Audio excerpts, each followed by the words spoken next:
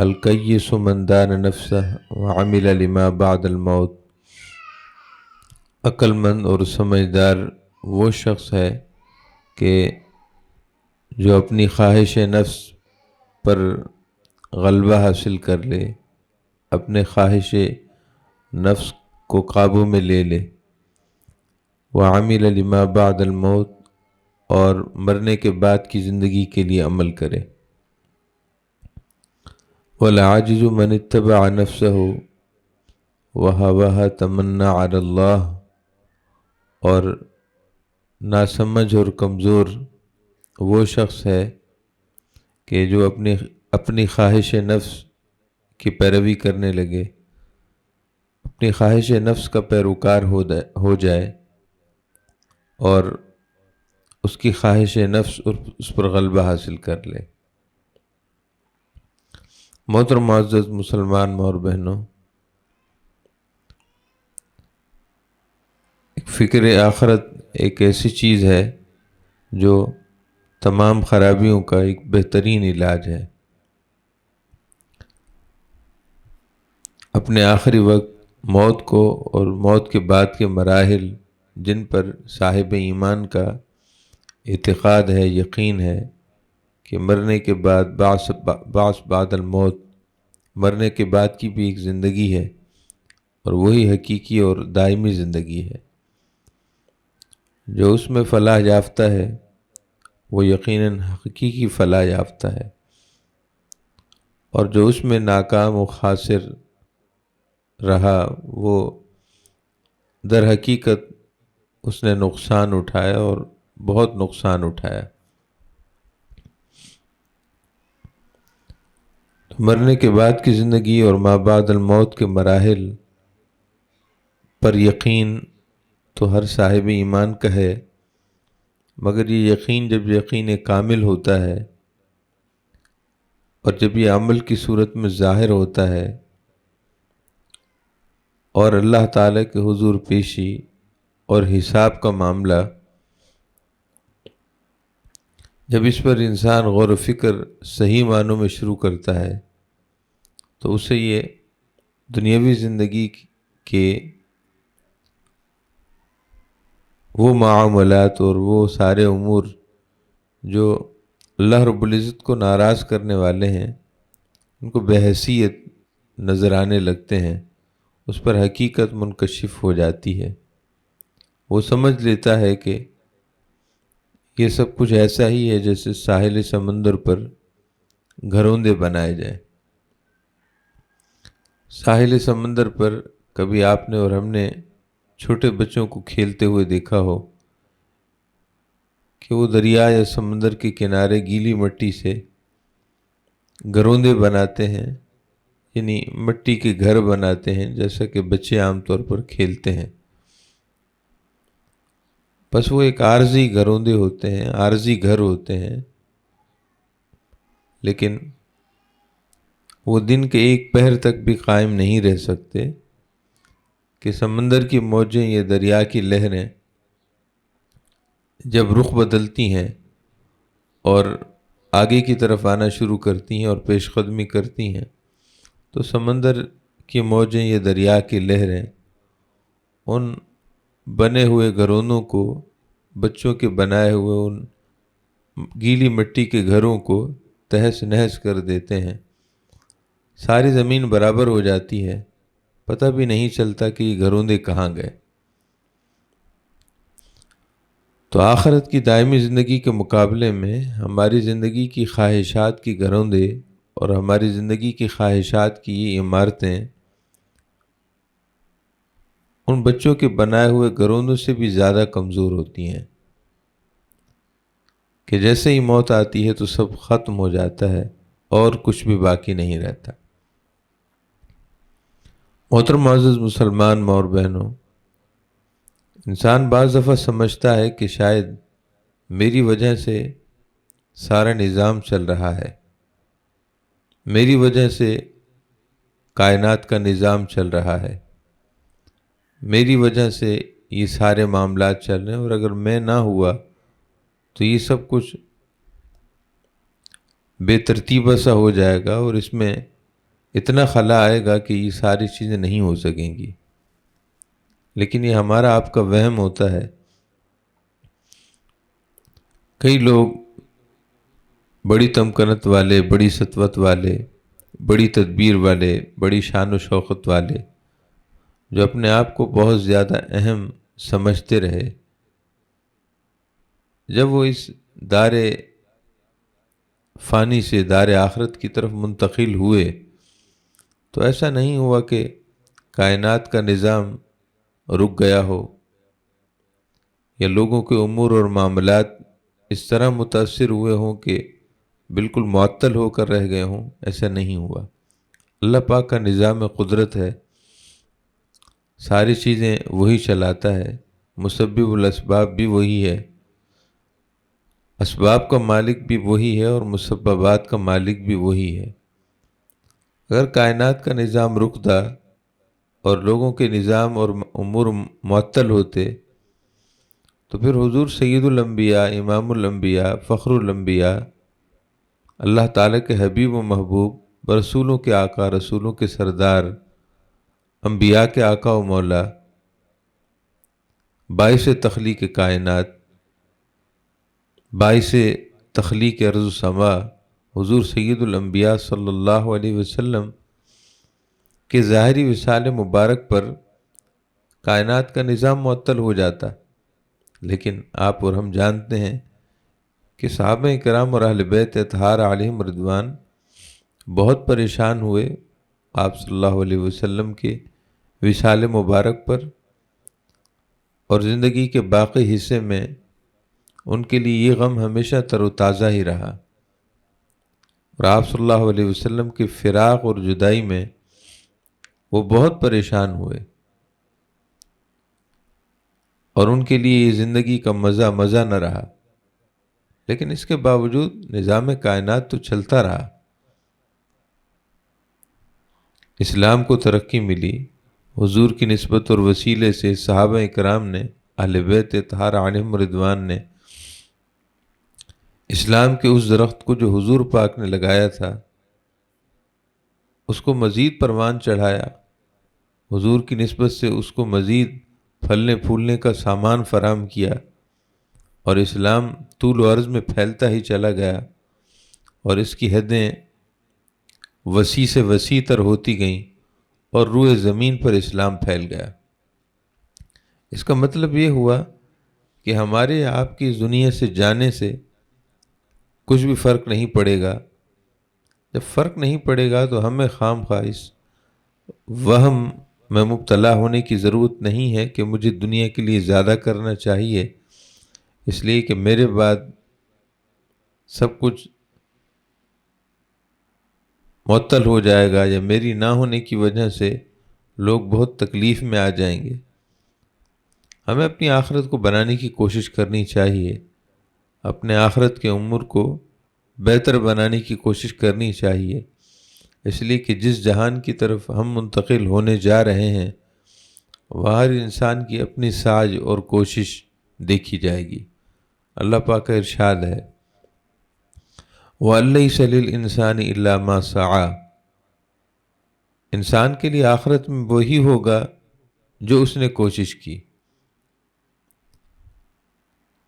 مطلب یہ ہے کہ ہر انسان کو اپنے عمل کی بنیاد رکھنی چاہیے کہ قیامت کے دن کوئی کسی کو نیکی دینے کو تیار نہیں ہوگا. یہ عام لوگوں کی بات ہے، انبیاء، اولیاء اور اللہ تعالیٰ کے نیک بندوں کی تو شان ہے. الأخلاء یومئذ بعضهم لبعض عدو الا المتقین. عام انسانوں کی حالت یہ ہے یوم یفر المرء من اخیہ،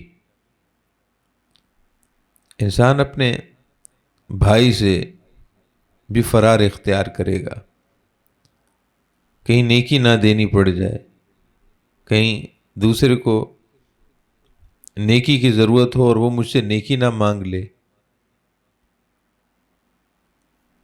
اس دن عام انسانوں کی حالت یہ ہوگی کہ کوئی کسی کو سہارا دینے کے لیے تیار نہیں ہوگا، کوئی کسی کو نیکی دینے کے لیے تیار نہیں ہوگا. یوم یفر المرء من اخیہ اس دن انسان اپنے بھائی سے بھاگے گا، فرار اختیار کرے گا۔ وَأُمِّهِ وَأَبِيهِ، اپنی ماں سے اور اپنے والد سے فرار اختیار کرے گا۔ وَصَاحِبَتِهِ وَبَنِيهِ، مرد اپنی زوجہ سے اور عورت اپنے شوہر سے فرار اختیار کرے گی۔ ایک دوسرے کو نیکی دینے کے معاملے میں وہ بالکل تیار نہیں ہوں گے۔ ماں باپ اپنی اولاد کو نیکیاں دینے کو تیار نہیں ہوں گے۔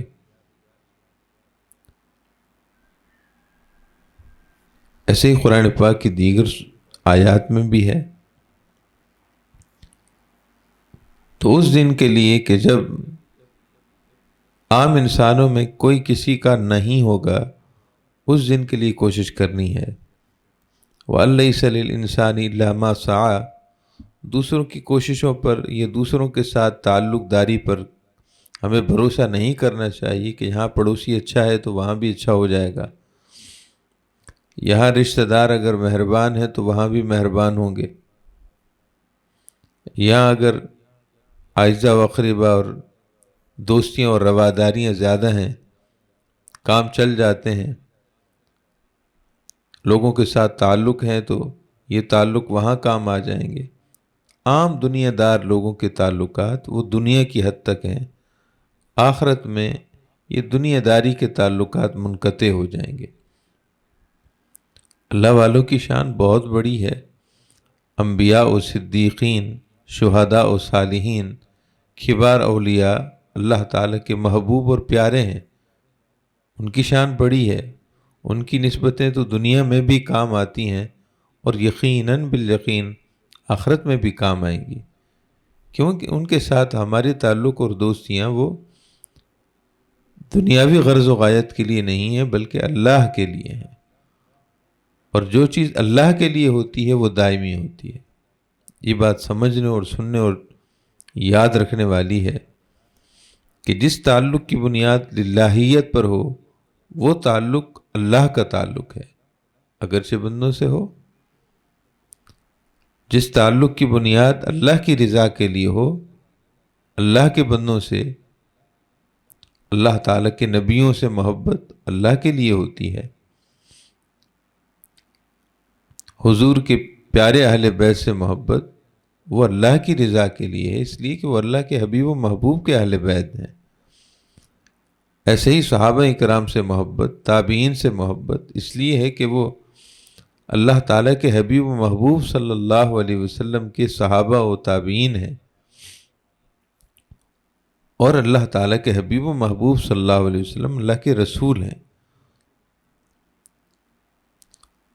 جس تعلق کی بنیاد، جس نسبت کی بنیاد اور جس موانست اور محبت کی بنیاد اللہ کی رضا کے لیے ہو اور اللہ تعالیٰ کے تعلق کی وجہ سے ہو، وہ تعلق دنیا میں بھی خیر دیتا ہے اور آخرت میں بھی خیر دے گا۔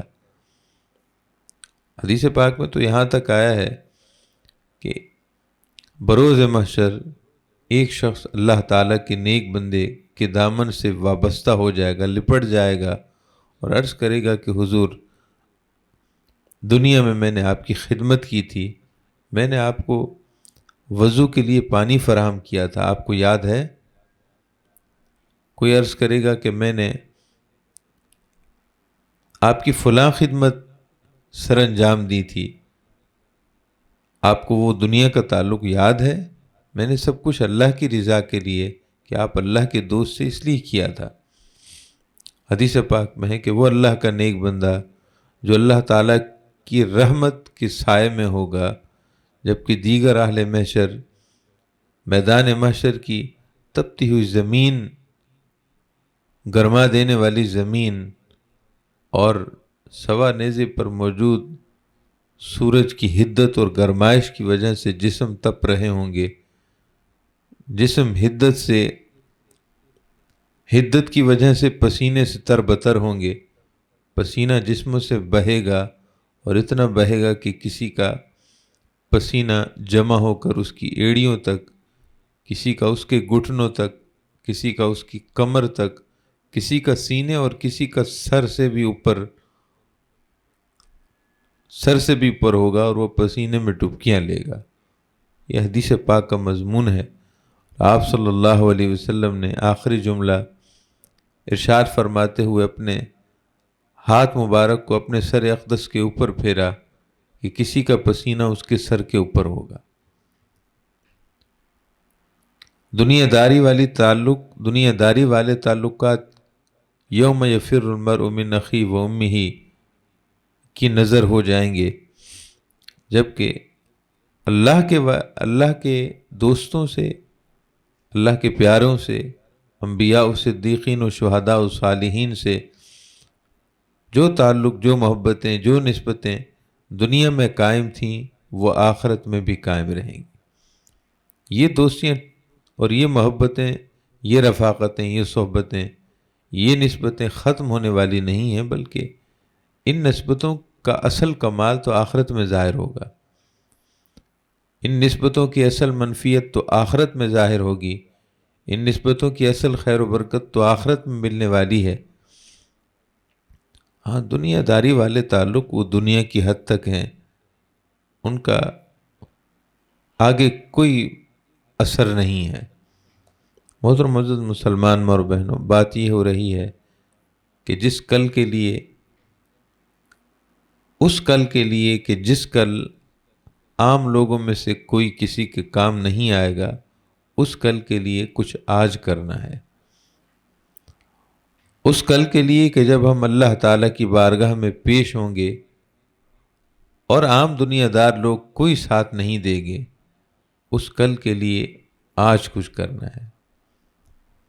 اس کل کے لیے کہ جب ہم اپنے گناہوں کا بوجھ لیے ہوئے ہوں گے اور کوئی ہمارے بوجھ اور گرانی میں سے کچھ حصہ لینے کو تیار نہیں ہوگا، اس کل کے لیے آج کچھ کرنا ہے۔ اس کل کے لیے کہ جب میزان عمل پر گناہوں اور نیکیوں کا وزن ہونے والا ہوگا، اس وقت کوئی عام انسان ہمارا ساتھ نہیں دے گا، اس کل کے لیے آج خود ہی کچھ کوشش کرنی ہے کہ وَلَيْسَ لِلْإِنسَانِ إِلَّا مَا سَعَى، بروز محشر انسان کے لیے وہی سامنے ہوگا جو اس نے کوشش کی ہوگی، اس کی کارگزاری دیکھی جائے گی، اس کی دنیا کی محنتوں کو اور اللہ تعالیٰ کی رضا جوئی کے لیے برداشت کی ہوئی صعوبتوں کو، مشقتوں کو، قربانیوں کو، خواہشات اور لذات دنیا اور لذات انسانی، لذات خواہش کو جو اس نے ترک کیا ہوگا محض اس لیے کہ اللہ رب العزت راضی ہو جائے۔ اللہ رب العزت کی رضا جوئی کے لیے اس نے جو قربانیاں پیش کی ہوں گی وہ دیکھی جائیں گی۔ اور اسی طرح گناہ گاروں کا وہ دوسرا رخ کہ انہوں نے اللہ تعالیٰ کی رضا کے مقابلے میں دنیا کی خواہشات کو ترجیح دی ہوگی، آخرت کے مقابلے میں دنیا کو زیادہ اہمیت دی ہوگی، اللہ تعالیٰ کے حضور، اللہ تعالیٰ کی بارگاہ ربوبیت میں پیشی کے مقابلے میں انہوں نے آخرت کے عارضی نفع کو اہمیت دی ہوگی۔ ان کا حال یہ ہوگا کہ ان کے گناہ ہی ان کے سامنے ہوں گے، انہوں نے جو ساز کی تھی دنیا کے لیے ان کے سامنے وہی ہوگی، آخرت میں ان کے لیے کوئی حصہ نہیں ہے۔ ہمیں اپنی آخرت کو یاد رکھنا ہے، ہمیں اپنی موت کو یاد رکھنا ہے۔ اچانک سے اس دنیا سے چلے جانے کا معاملہ کبھی فراموش نہیں کرنا چاہیے۔ ہمیں اتنا وقت بھی میسر نہیں ہوگا کہ ہم کچھ ضروری وصیتیں کر لیں، ہمیں اتنا وقت بھی میسر نہیں ہوگا کہ ہم کسی کو کہیں کہ گھر کی فلاں چیز فلاں جگہ پڑی ہے، کسی کو بتایا نہیں ہے تو کسی کو بتا دوں۔ یہ پیسوں کا حساب کتاب جو ذاتی حد تک تھا وہ لوگوں کو ذرا بتا دیں، گھر والوں کو بتا دیں کہ یہ اس طرح ہے اور یہ اس طرح ہے. کوئی فرصت نہیں ملے گی، کوئی وقت نہیں ملے گا، کچھ مہلت نہیں ملے گی. جب اللہ کا حکم وقت اجل آئے گا تو بس وہ اچانک آئے گا اور سنبھلنے کا موقع بھی نہیں ملے گا. بہت سے لوگ رات کو خوش و خرم سوتے ہیں لیکن صبح نہیں اٹھ پاتے. آپ کے اور ہمارے سامنے درجنوں ایسے واقعات ہو گزرے ہیں کہ رات کو آرام سے سونے والا اس امید پر کہ صبح پھر اٹھے گا، وہ نہ اٹھا، اس لیے کہ اسے اٹھنا نہیں تھا، اس کا وقت ختم ہو چکا تھا. بہت سے لوگ گھروں سے نکلنے والے اس امید پر نکلے کہ شام کو واپس لوٹیں گے، لیکن وہ واپس نہیں لوٹے تو ان کے جسم لوٹے مگر روحیں نہیں لوٹیں. یعنی وہ انتقال کر گئے اور ان کی ڈیتھ باڈیاں، ان کے بے روح جسم ہی واپس لوٹے، جنہیں غسل دینے کی ضرورت تھی. بس غسل دیا اور کفن پہنایا اور دوبارہ انہیں ایک خاموش وادی قبرستان میں ہمیشہ کے لیے انہیں سلا دیا گیا. صبح قیامت تک ہی وہ جاگیں گے. محترم معزز مسلمان ماں اور بہنوں، ہمیں وہ وقت نہیں بلانا چاہیے. یہ سب کچھ ہم اچانک سے چھوڑ چھاڑ کر جانے والے ہیں، اسی طرح بے ترتیبہ سر رہ جائے گا. اس کے انتظام و انصرام کے لیے ہمیں وصیتوں کا موقع بھی میسر نہیں آئے گا. تو ہمیں ہوش کرنا ہے، ہمیں اس کل کے لیے آج کچھ کرنا ہے کہ جس کل کچھ نہیں ہو سکے گا. نبی اکرم صلی اللہ علیہ وسلم کا ارشاد پاک ہے، اکثر ذکر حازم اللذات یعنی الموت، لذتوں کو مٹا دینے والی، لذتوں کو، لذات دنیا کو ختم کر دینے والی چیز کو یاد کرو، یعنی موت. لذتوں کے غبار کو ختم کر دینے والی چیز یعنی موت کو یاد کرو. لذتوں کے مندھار سے نکال دینے والی چیز موت کو یاد کرو. لذات دنیا جو اللہ رب العزت سے دور کر دینے والی ہیں، ان کے حصار سے نکلنے والی چیز، نکال دینے والی چیز اور اس حصار سے نجات دینے والی چیز یعنی موت کو یاد کرو. نبی کرم صلی اللہ تعالیٰ علیہ وسلم ایک جگہ سے گزرے جہاں چند نوجوان وہ آپس میں ہنسی مذاق اور قہقہ بازی میں مصروف تھے.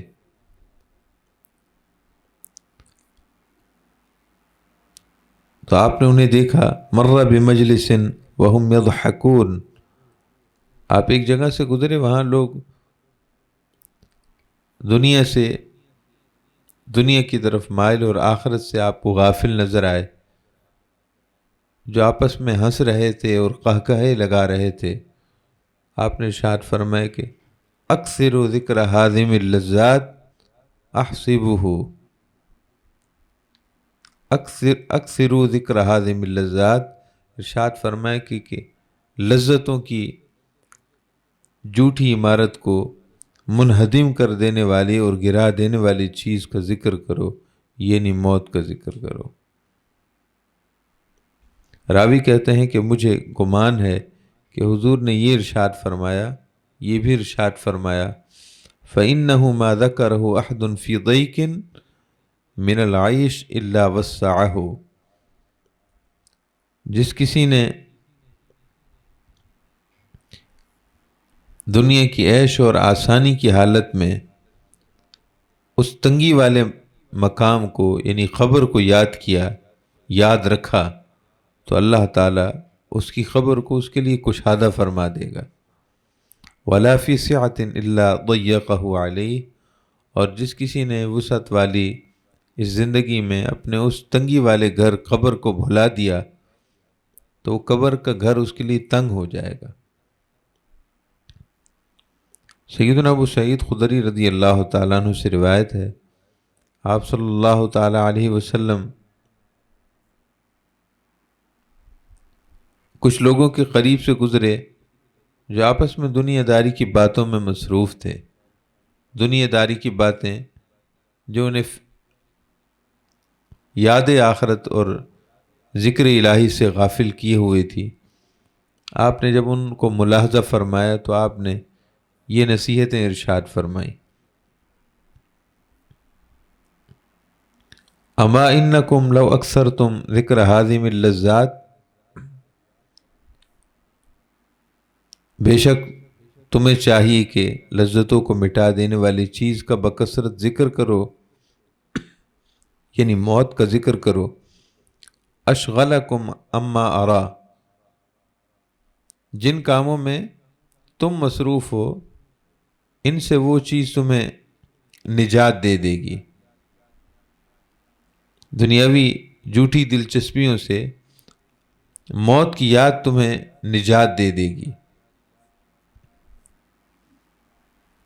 فَإِنَّهُ لَمْ يَأْتِ عَلَى الْقَبْرِ يَوْمٌ إِلَّا تَكَلَّمَ فِيهِ، کیونکہ ہر انسان کی قبر جہاں اس نے جانا ہے، جہاں اس کا یہ جسد خاکی پہنچے گا، وہ جگہ اسے ہر روز آواز دیتی ہے. اب انسان نے اگر قبر میں جانا ہو تو قبر کا وہ حصہ، یا اللہ نہ کرے عالم برزخ میں اس کا جسم جہاں جہاں بھی پہنچے گا وہ سب اس کے لیے قبر ہی ہے. خواہ وہ ہماری بنائی گئی قبر ہو یا پھر اس کا جسم جہاں بھی پہنچے گا، بہرحال وہ اس کے جسم کے لیے قبر ہے.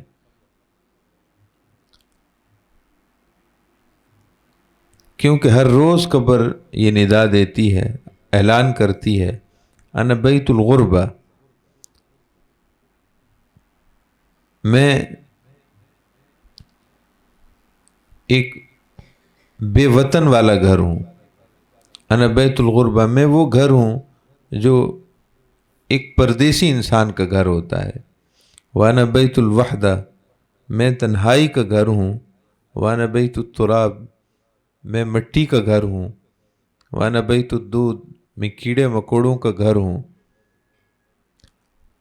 پھر حضور پاک نے ارشاد فرمایا کہ جب صاحب ایمان، کامل صاحب ایمان، اللہ کا نیک بندہ صاحب ایمان، جب وہ اپنی مرقد میں قبر میں دفن کیا جاتا ہے، عالم برزخ میں پہنچتا ہے، تو اسے قبر کہتی ہے مرحبا مرحبا و اہلا، میں تجھے خوش آمدید کہتی ہوں، میں تجھے مرحبا کہتی ہوں، خوش آمدید کہتی ہوں.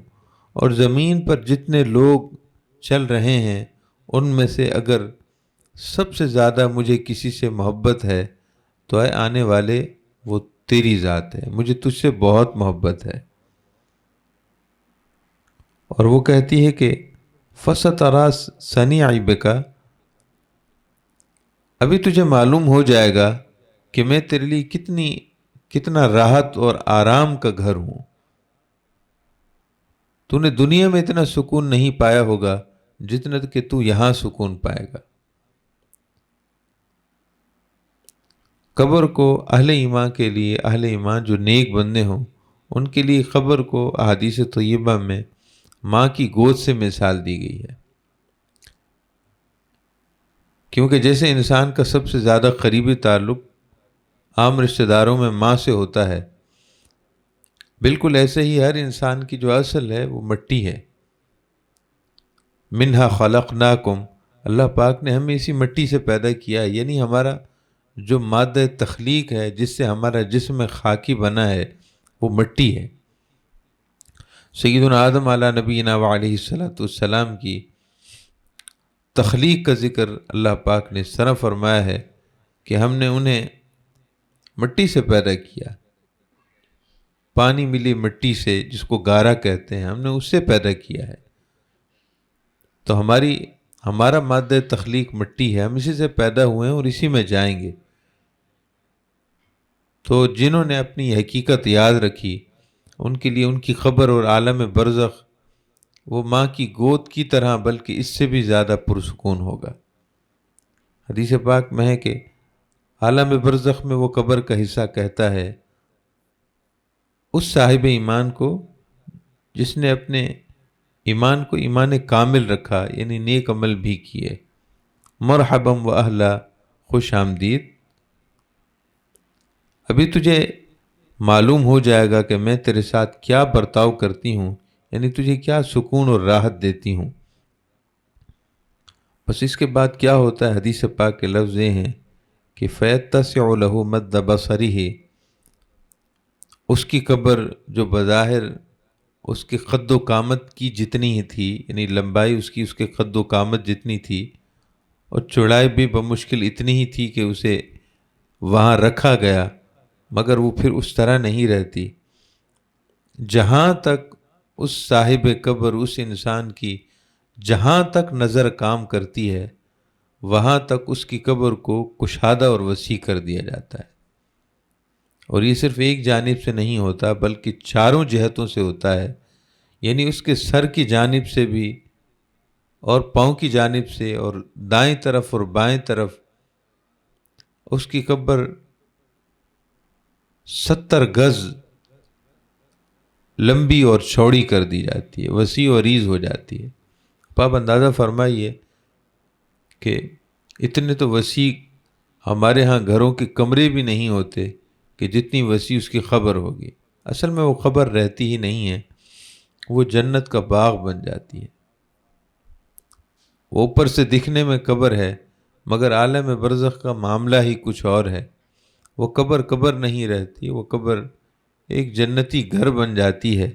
حدیث پاک میں یہ الفاظ ہیں کہ اس کے لیے جنتی بچھونے بچھا دیے جاتے ہیں، یعنی جسے خاک پر سلایا گیا تھا وہ خاک پر نہیں سو رہا، عالم برزخ کی دنیا اور عالم برزخ کا جہان یہ ہے کہ وہ جنتی قالین پر سو رہا ہے۔ اس کے لیے جنتی بچھونے بچھا دیے جاتے ہیں، جنتی آب و ہوا اور جنتی فضا اس کی قبر میں جاری کر دی جاتی ہے۔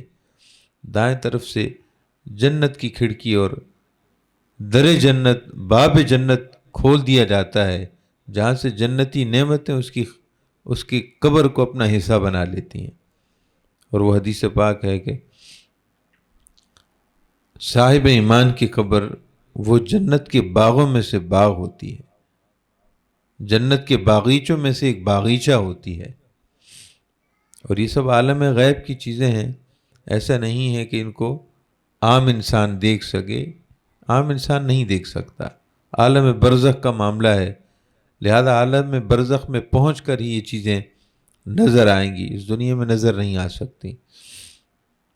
کسی کو اگر کچھ دکھتا ہے تو صرف اس کی ایک جھلک دکھتی ہے، صرف اس کا دیکھا جانا ایسے ہی ہے جیسے کسی تعبیر کو خواب کی صورت میں دیکھا جائے۔ ظاہر تعبیر اور خواب میں زمین آسمان کا فرق ہے۔ خواب اس حقیقی تعبیر کی صرف ایک جھلک ہوتا ہے، اس کی پوری عکاسی خواب نہیں کر سکتا۔ تو حدیث پاک میں حضور پاک نے ارشاد فرمایا کہ اس کی قبر وسیع کر دی جاتی ہے، وَيُفْتَحُ لَهُ بَابٌ إِلَى الْجَنَّةِ، اور اس کے لیے جنت کی طرف دروازہ کھول دیا جاتا ہے۔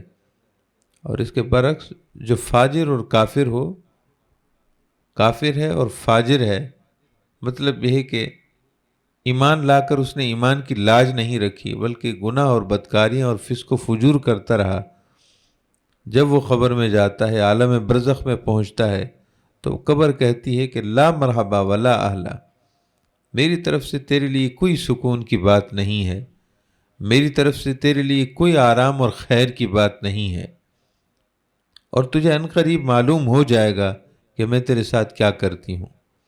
زمین پر چلنے والے جتنے لوگ ہیں، سب سے زیادہ ان کنت لابغض من یمشی علی ظہری الیہ، زمین پر جتنے لوگ چل رہے ہیں سب سے زیادہ مجھے تجھ سے نفرت ہے، اور تجھے عنقریب معلوم ہو جائے گا کہ میں تیرے ساتھ کیا کرتی ہوں۔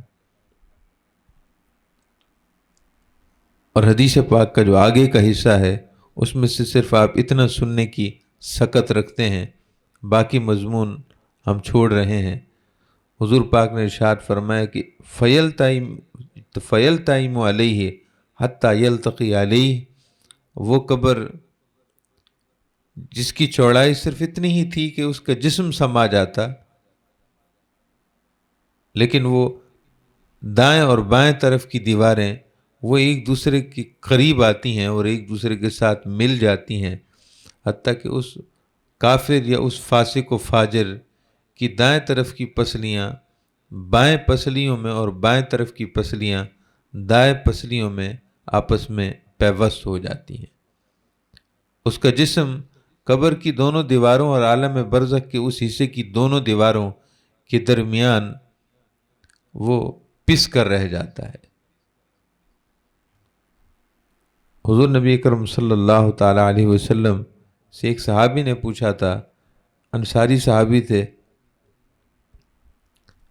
10 صحابہ بیٹھے ہوئے تھے۔ صحابی کہتے ہیں، عبداللہ ابن عمر رضی اللہ عنہما سے روایت ہے کہ 10 صحابہ کرام بیٹھے ہوئے تھے اور اتنے میں ایک انصاری نوجوان انصاری صحابی آئے اور انہوں نے عرض کی کہ یا نبی اللہ، من اکیس الناس و احزم الناس، یا رسول اللہ صلی اللہ علیہ وسلم، لوگوں میں سب سے زیادہ عقل مند اور ہوشیار کون ہے؟ مجھے یہ بتائیے، لوگوں میں سب سے زیادہ عقل مند، سمجھدار اور زیادہ ہوشیار سمجھ رکھنے والا کون ہے؟ حضور پاک نے ارشاد فرمایا کہ اکثرہم ذکرا للموت و اکثرہم استعدادا للموت اولئک الاقیاس، اپنے آخری وقت، اپنی موت کے بعد کے معاملات کو بکثرت یاد کرنے والا اور موت کے بعد کی زندگی کے لیے ہر دم ہر لحظہ تیار رہنے والا، یہ جو لوگ ہیں یہ سب سے زیادہ عقل مند ہیں اور سب سے زیادہ ہوشیار ہیں، کیونکہ انہوں نے دنیا کی عزتیں بھی پالیں اور آخرت کی عزتیں بھی پالیں۔